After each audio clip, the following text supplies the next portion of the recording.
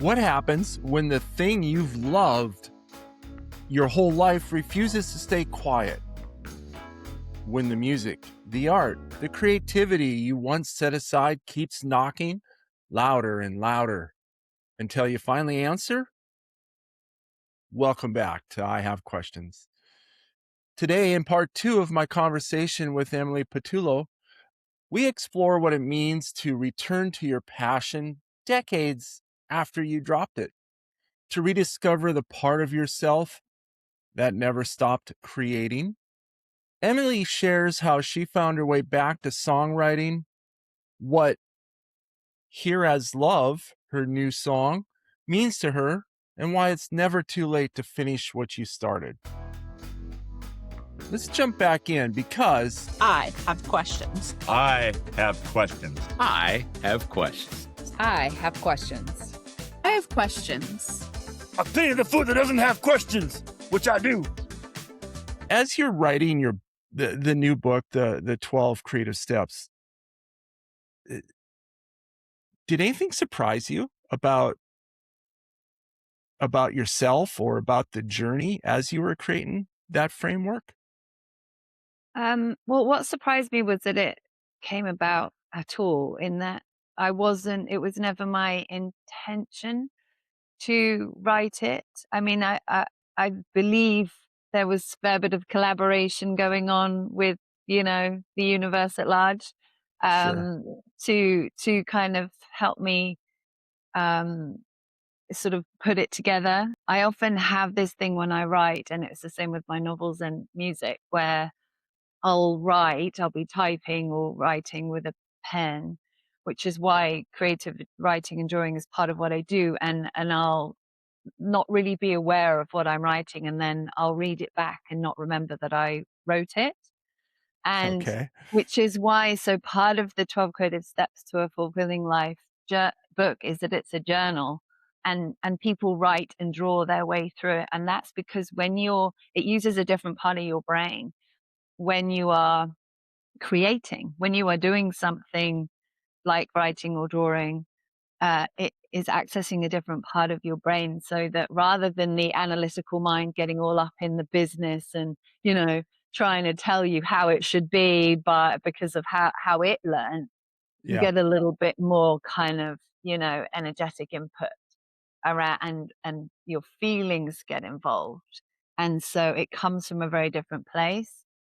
So it's a little bit what happened with the 12 Creative Steps. I just kind of sat down to write my journey, and these kind of steps, the Yeah. process came through from, how does my life look right now? What would I like it to look like?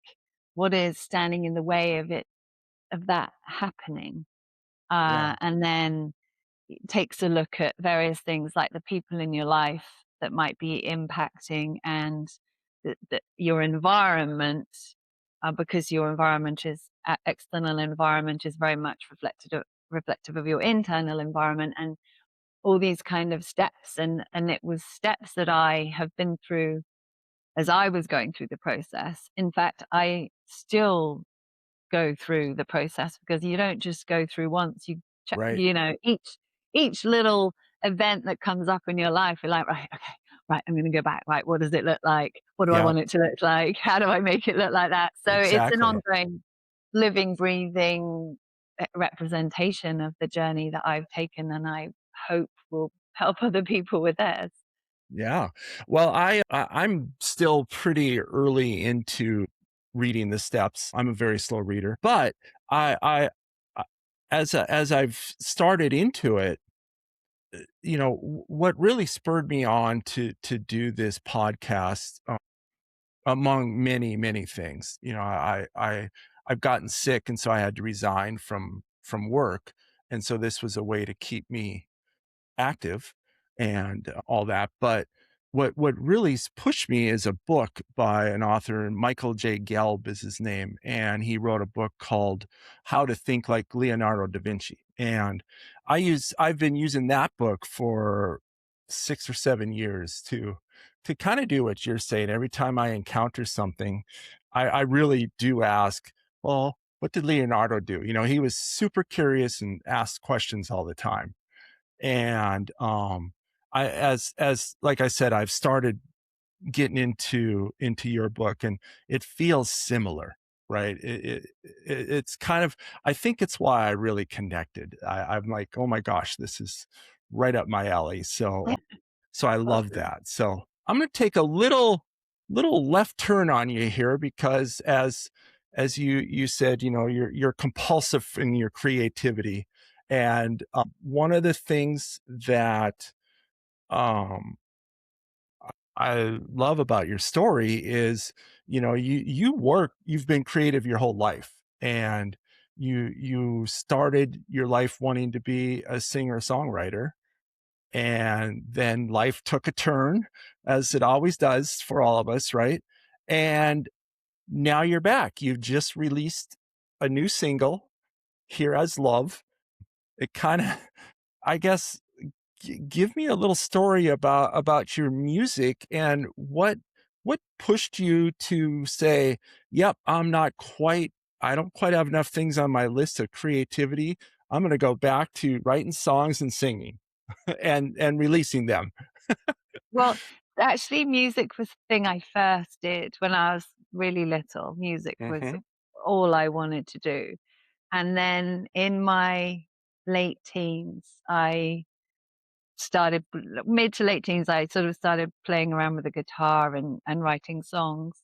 And shortly after that, I moved to London. I was just like, I'm going to go and I'm going to write my music, and I'm going to go and play in smoky bars in London, and you know, see what people think. And Mhm. so I did that. I moved from my country, very countryside home to the big smoke, and I, yeah, I decided to just give it a go. And whilst I couldn't not write, whilst that compulsion was really, really strong for writing and singing, the actual standing up in front of people and doing it was too much. I couldn't I did it several times and I kept doing it, but I found it very, very difficult. Generally quite introverted, and I think that's why I create so much, because I love to be hidden away and do my little creative thing, and then put it out there, and then go back and do something else, and then put it out there. So being in the limelight, as it were, I think, you know, and I really wanted to get a record deal, and I really wanted to do it, but it was really, really challenging for me. I found it very difficult. So I stopped, and then, you know, met my husband and had kids and did all that kind of thing and got very distracted. But it kind of just it kept on kind of knocking on my door, and I think that's what happens if we ignore or push away what we innately came here to do, if that makes Mhm. sense. Yeah. I believe that we all have something, a gift. We all have a mission. We all have something that we came here to give, gift to the planet, to this lifetime. And whilst that particular thing might not be mine, the act of creativity, I think, is my gift, because I believe that more than the thing we're actually creating, the space that we're in when we are in the creative process has an incredible impact on the consciousness in general, and people around you. Because, you know, when you're doing that thing that you're most passionate about, you know, you're like, you emulate it and you're full of joy, and, you know, you're Yeah. smiling and you feel amazing. And so with that, I've always had that wanting to, you know, write music. And I started picking up the guitar again when I moved to New Zealand, started playing around a bit more, and I was just like, "God, come on, if I really am choosing my own adventure in this lifetime, if I really am getting to choose how it goes, which I now very much believe, then I can finish what I started. I can Mhm. write a song and I can put it out there. And it's much easier to do now. You don't have to get yourself a record deal and, you Yeah. know, go Yeah. down the mainstream way. You can literally just write a song, record it in the studio like I did, and I'm still doing with some other songs, and put it out there. So I was just like, well, if I don't do it, I'm gonna wish I had. And so I'm just gonna do it. And just as much for me as everybody else, that I can feel like I have achieved that thing that I set out to do so long ago. And then, Sure.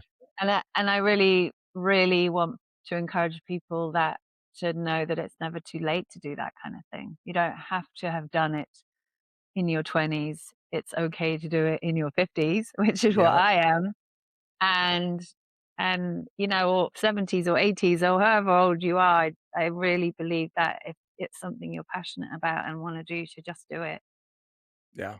I love that. It's, uh, yeah, I think, uh, I don't know if it's as we all age, if it puts us in that mindset a little bit, but, as I'm literally days away from hitting the 6-0 mark, and I keep thinking, I don't want to be what I should have done, right? I don't want that.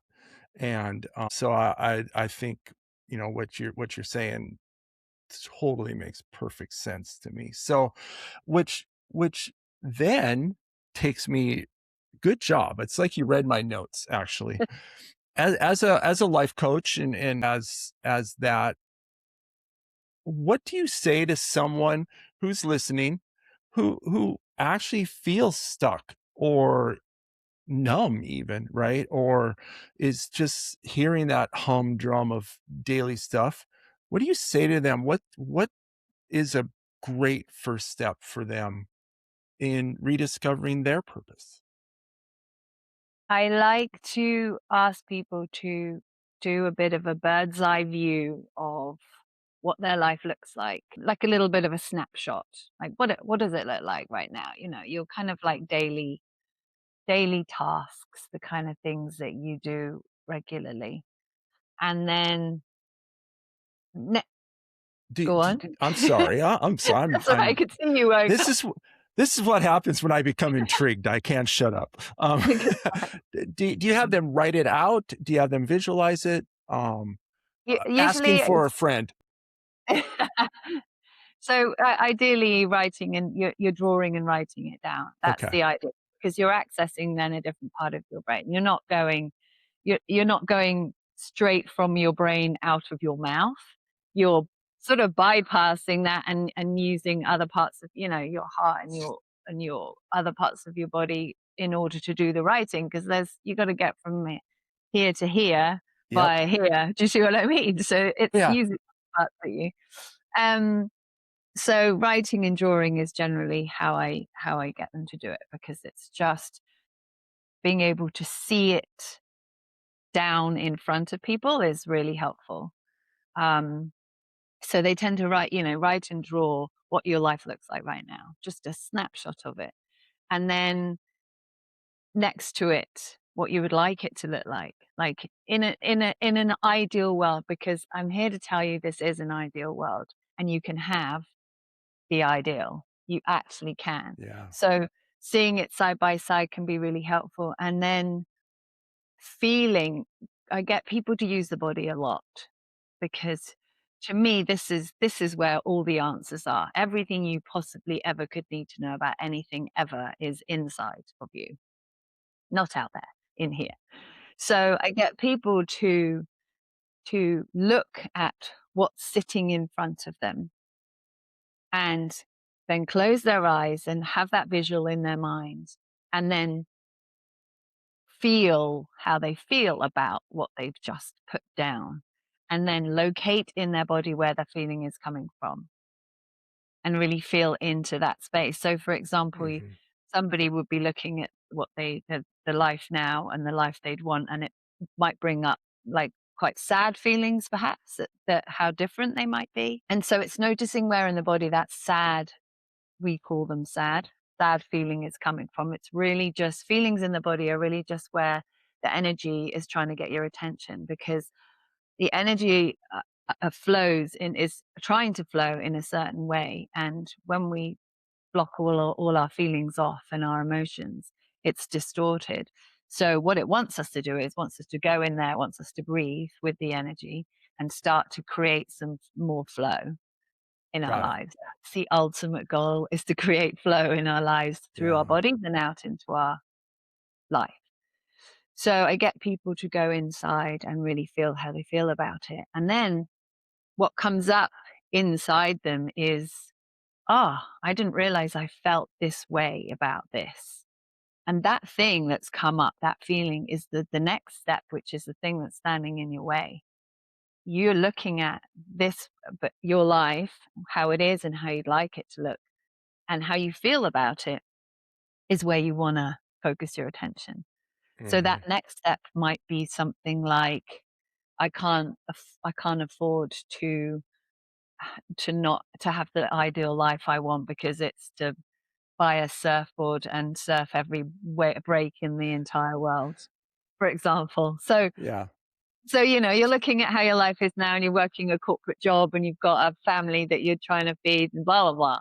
And then the ideal life is you on a surfboard surfing around the world, right? So the response in your body is some old story that you've been told about how you have to have this much money, or you have to have this or do that, or whatever it is that your story is that you Mhm. exist and run your life on.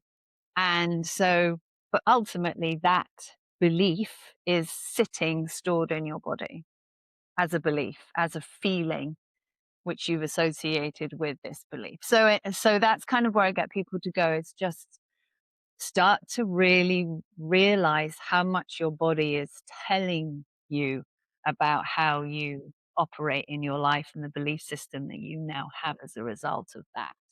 That makes sense? Mhm. It totally makes sense. Yeah, I mean, it's a scary jump, right? For a lot of people, probably most of us, a scary jump. But I think, as you're talking, I think we all have these, little tightness over here, or neck and shoulders, or all that. And I think as you're talking about that, you can just kind of go, oh, yep, that's from me holding back the thought that, I want to be a painter, or whatever, right? So I can visualize that. I hope those of you listening, I hope you're able to visualize that as well. And remember, go to 12creativesteps.com and you can read more about this, and check out the book. It's fascinating, and it really rings true. What I really love about this is how it reminds us that creativity doesn't expire. It it waits. It waits for the moment that we are ready to listen to it again. I love that part of Emily's story and her purpose, and how we can learn from it, and move forward in our life, and maybe make it just a little bit more fulfilling. So next week, as we conclude our conversation with Emily, we're going to get a little more personal basis and find out, what all of this has really meant for her and her journey, and how you can adapt that to your journey. So I can hardly wait to finish this up. So, if this conversation has sparked something in you, a memory or a dream, or maybe even a quiet nudge to pick up that guitar, or a brush, or a notebook, or to do something that you've been a little afraid to do, but have thought about trying, I'd love for you to subscribe, and share this episode with someone who might need that reminder too. So, until next time, stay curious, stay open, and keep creating your own adventure. Oh, P.S., by the way, P.S. Before we wrap up today, I, I was doing a little research on New Zealand, since that's where Emily's from. And, the Maori people from New Zealand tell of a world that began in darkness, when the Sky Father and the Earth Mother held each other so tightly that no light could reach their children. It was their sons, the Afua, the gods, who pushed them apart, letting daylight flood the world for the very first time. And from that moment on, life became a journey of discovery, of courage, and of connection. You know, you can still feel that story in New Zealand today, in the carved meeting houses that breathe with ancestral memory, in the haka, that heartfelt of identity and strength, in the way the Maori see the world, not as a collection of separate things, but as a web of relationships, people, land, and ocean, sky, all of it bound together.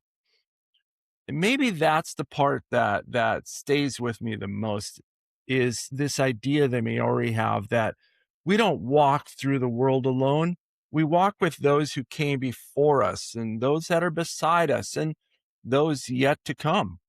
So as you step away from this episode, carry this thought with you. What would change if you saw your life not as a path you walk alone, but as a story woven into something much larger? Because the Maori worldview, every person is a thread in this cloth, and every thread matters. Peace, love, are.